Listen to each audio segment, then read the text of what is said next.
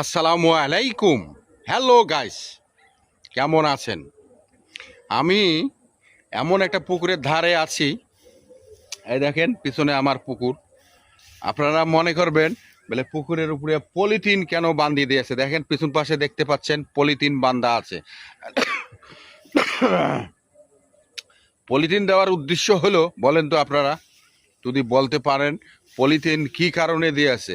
এই পুকুর মাছ ছাড়ছে, মাছ বড় হয়েছে।